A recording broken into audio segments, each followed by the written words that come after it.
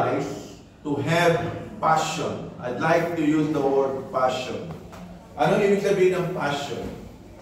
It is more than desiring. Okay? Because passion is a lifestyle. Okay? Desiring is you would want.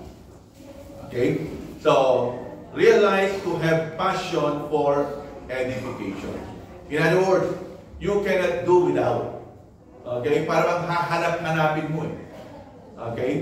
It's just like some people are passionate of cars. Okay? They would really do everything for them to acquire new cars or something like that. Okay? So, edification should be our passion. If edification is our passion, edification could also be our lifestyle. Okay? So, let us make edification to be our lifestyle. Okay? So, what we need to realize to have passion for edification is because that what we work in the ministry lead to edifying the body, the building up actually, which is edifying. Yun ang lesson natin, ha? Edifying means building up, to make someone stronger. Okay? In Greek word, oikodomeo. That even the direction, take note of this, that even the direction of the ministry is edification. Look at the pillar. Ang direction niya going up. That is for the construction. Okay? So actually, in regard to the ministry, which is the direction is edification, it was actually mentioned in the second day of the ministry workshop. Okay? Binanggit yan. So, how can we have this realized and that we could see ourselves becoming effective in the edification? First is our example. Okay? Meron tayong patutuo. The example that, the word example somehow is a testimony. Meron tayong evidence ng ating pagiging edifier for that matter. So, which means, the first thing that we need to realize, again, this is a manuscript, no? I'm not going to add more on what I'm saying here. The first thing that we need to realize for edifying one another is our example by the grace of God. We cannot do anything on the basis of our own physical strength. Correct?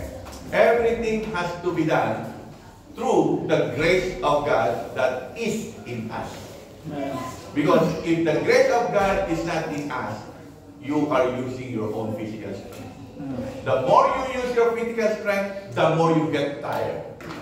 The more you get exhausted. The more you would not have passion on edifying.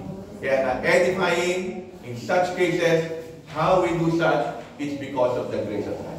Na ang lahat, okay, na ang lahat ng pagkilos ng ating ministry is by the grace of God. Okay? That we are to lead an exemplary life as an ecclesia in all matters of encouraging, understanding the person, forgiving people, in loving everyone. Okay? When we speak of loving, the true love, it is not just a phileo love. It is an agape love. In our comfort and in all that. Of course, marami pa. Okay? In living by grace and in living in mercy. Also, let us include in our virtues as well. That is the testimony. That is the example in virtues. In our coming together services and work in the ministry, this is one of the great example. Because in our coming together, it is always a consistency of who we are as a church before the Lord Jesus Christ. Not forsaking our assembling together. In our faith. In other words, in the way we trust the Lord. In the way on how we exercise our being steward of what God has entrusted to us. He has entrusted to the church the 7 gift-based ministries. And every one of us, not me, not the core leaders, but all of us should be a steward of these gift-based ministries that the Lord has entrusted to us. In knowledge, wisdom, and understanding. Even, especially, sa ating Great Commission Monday, all of us has to do the role of bringing more souls to Christ. Amen? We are not doing the saving. We are God's vessel to bring people to Christ. Amen? Whether that person will accept Christ or not, it's not our issue. It is God that would bring them and add them to the church, not us. Amen. Okay? But our role is edify. How to edify? Tell them about Christ. Talk to them about Christ. That is edifying. That eventually, if that person would come to know Christ, he would realize that that is edifying. Okay? Right now, they do not know. Okay? Now, 1 Thessalonians 5:11. Wherefore, comfort yourself together and edify one another. Romans 14:19. Let us therefore follow after the things which make for peace, wherewith one may edify. So, in other words, this is an example. Living an exemplary life. Okay? Because it is a kind of a command dito sa Bible. Speech. We talk about this many times in our preaching these few Fridays. Even last Sunday, I spoke about this. Okay? So, in other words, let us speak things that would edify one another. Sabi natin dito, let no corrupt communication, that means words or whatever you speak, proceed out of your mouth, but that which is good to the use of edifying. In other words, as much as we can, just speak with grace. Okay, few points we said here. As we speak to others, we are either using words that build them up or tear them down. So let us be careful. Okay? And this applies to all of us, even those who are in the kitchen, those of us who are here this morning or this afternoon. Okay? And even those who are not here, it all applies to us. Sometimes we talk things, we say things, we utter things, without us realizing that you are already hurting others. Correct? So be careful. Kaya nga sabi sa Tagalog, kung wala kang magandang sasabihin sa tao, keep your mouth shut. Okay? Make sure when you say things that would at least, change the person's life, encourage the person, comfort the person, heal the person in such issues or anything like that. So we should choose our words carefully and use words that encourage, that strengthen, that build up, meaning edifying one another, rather than words of discouragement. Do I need to explain this? No. We all know this. Amen? So it's a matter of applying it. So we are to speak the truth in love. In other words, speaking the truth in love may grow up in all things which is it. In other words, the more you speak the truth in love, the more you realize that Christ is in you. Okay? And the more you would grow in Him. In other words, so as we speak the truth in love, we are able to build people up.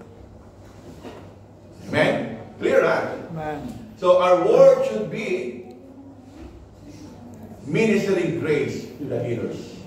So let your speech be always with grace.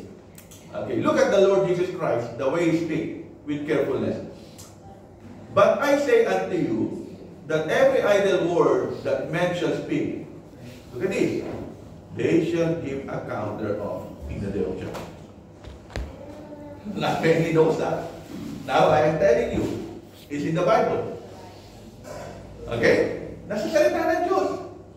So, be careful. Dapat alam natin ito. This is very fundamental, but many Christians ignore. Because it is not being, shared sa ganitong pamamaraan. Kaya nga, sinasabi ko sa inyo, that every idle word, in other words, salita na nakakasakit, salita na dapat hindi mo na binabanggit. Okay? That men, example pala mga babae. In other words, all of us, basically, that all of us, that men shall speak, they shall give account thereof. Kailan? In the day of judgment. Okay? For by thy word thou shalt be justified. Okay? Even the psalmist says, let thy word of thy mouth be acceptable in the sight of the Lord. So, be careful. Amen? Our spiritual gift. Well, we discussed this earlier kanina. Binanggit na natin ito.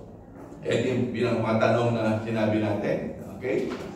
Our love for Christ, somehow, we have discussed this earlier this morning. So this must be our passion. Our passion is the exercise of spiritual gift. Another one is our love for Christ, which is the heart of the ministry. In other words, love is some kind of a passion. Okay? May passion dapat tayo in the name of love. Okay? Sa asawa, sa kaibigan, sa church, even like yesterday during our couples fellowship, we had a good discussion about this. Our prayers also, we discussed about this yesterday. Okay?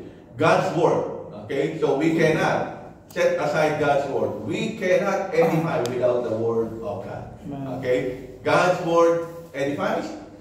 Love edifies. So, we see that the Word of God is a great tool for building up one another. Sabi natin kanina, always use the Word of God. Okay? Copy-paste ito kanina. When discussing problems with people. Why? Because the Word of God edifies.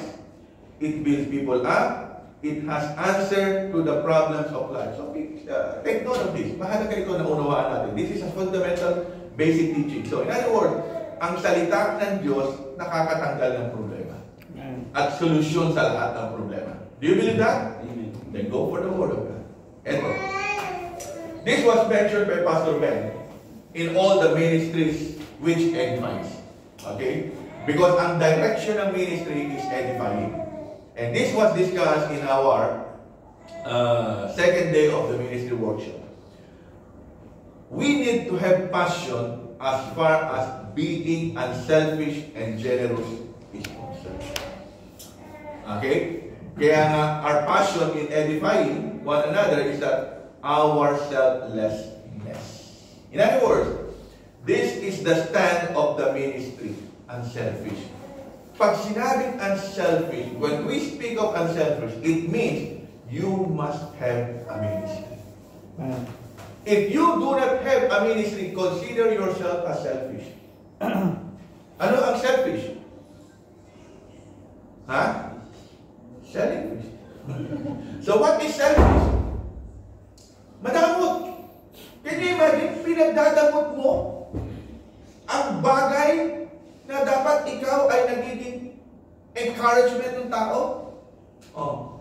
Pinagdadamot mo ang word, pinagdadamot mo ang service, pinagdadamot mo ang all the 7 gift-based ministry. So, we have to really be part of the 7 gift-based because this is where we are edifying others. The direction of the ministry, as what we said, is edifying. So, in other words, etong text sa 2 12:14, okay, this actually is the very stand of the Apostle Paul. That is why the Apostle Paul would always speak about how many words already, or phrases already that we have read. Paul was saying, edify one another, edify one another. So much, okay, to many churches. So, this should be the same for all of us, na hindi natin ginagamit ang ministry para lang sa sarili natin. Para sikat ka. So that people will know you, so that people will appreciate you, so that people know. We use the ministry only for one thing. And what is that? Edify one another. Okay? Sabi nga ni Paul, 2 Corinthians 12:14, let me just read it. Behold, the third time I am ready to come to you. I will not be burdensome to you, for I seek not but yours, but you. For the children ought not to lay up for the parents, but the parents for the children. And I will very gladly spend for you. That is ministry. That is generous. I will give my time for you. I will give my resources as much as I can for you. I can give my assistance and my support to you. Amen? Kaya sabi niya, I will very gladly spend and be spent for you. Though the more abundantly I love you, the less I will love. If I could just give you the kind of love that you expect of me, I will give it to you. Amen? But Be it so, I did not burden you, nevertheless being crafty, I caught you with God. Did I make gain of you by any of them when I sent you? I desire Titus, and with him I sent a brother. Did Titus make a gain of you?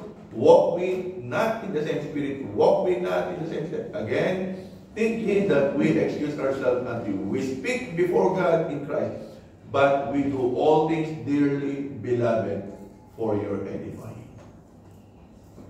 In other words, lahat ng ginawa ni Paul.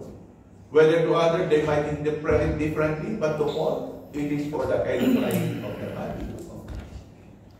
When we do something, as far as edifying is concerned, if we know that we are consistent to God's word, the way we do it, with the right motive, with the true love, but if others would interpret it, we don't care. Amen? Because as long as what we are doing is to do all for the glory of God. Okay? Ito ang mahalaga. Our passion in edifying as the direction of the ministry is commitment. Because if you have commitment, you will not let go your ministry. Do you realize that? If you have commitment, you will not be idle in your ministry.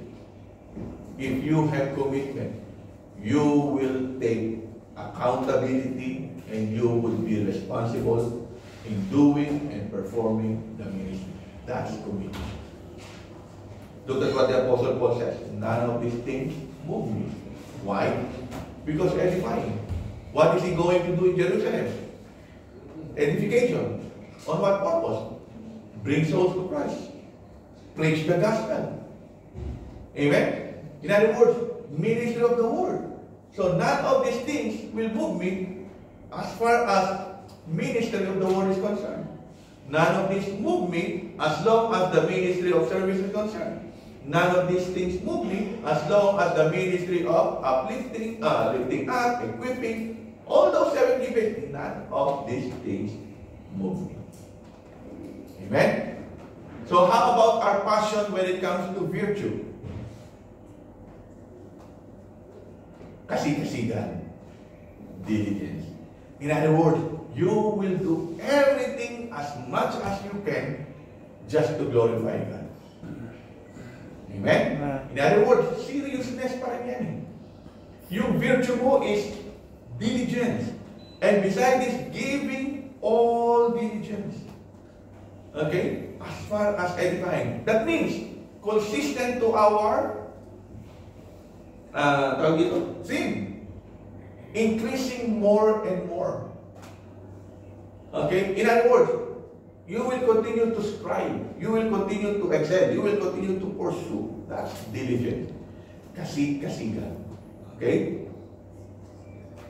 People sometimes are not so easy to encourage. Correct? Sometimes there is a personality issue. But what can we do? Exercise, temperance, and patience. Once you have passed this, it leads to edifying. Tama? It leads to edifying. Pasensya na. Tama? Pasensya na. Darating tayo dyan na makikita nila that this is meant for edifying. But in all things, approving ourselves as the ministries of God in much patience, in afflictions, in necessities, in distress.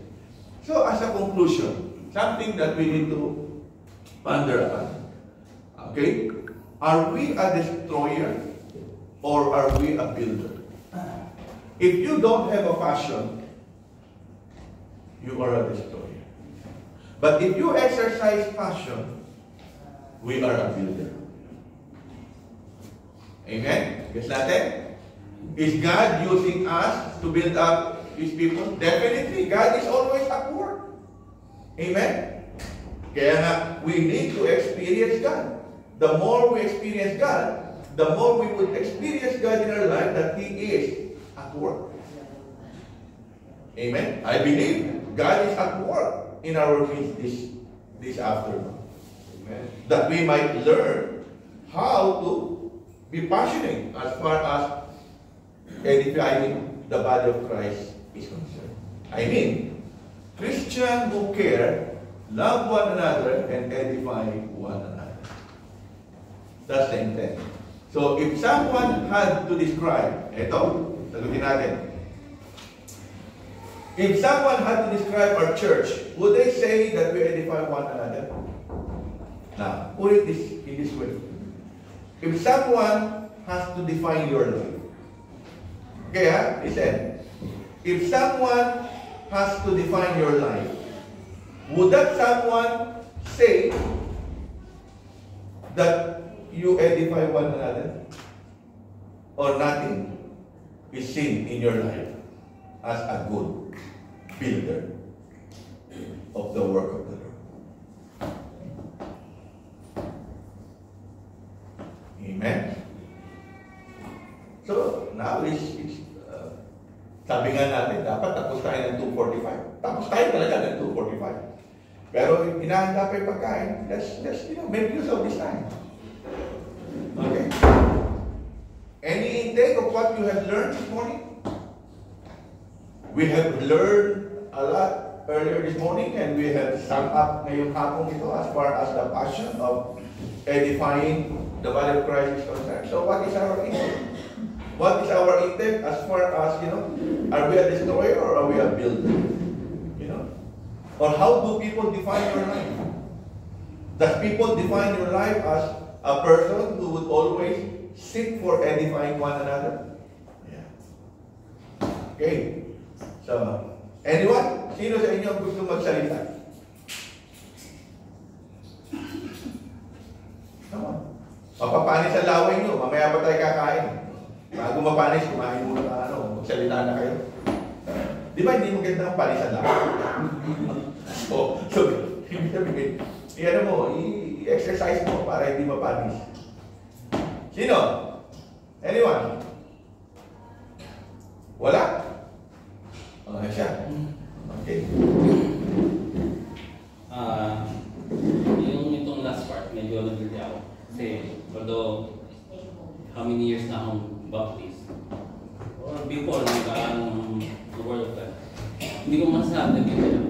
Kasi marami pa akong close. Una, number one talaga yung temperance. Yung patience na pa-practice ko na, humility, obedience. Humility siguro 50%. And, ang maganda sa, kaya kung bakit ito, nandito ako.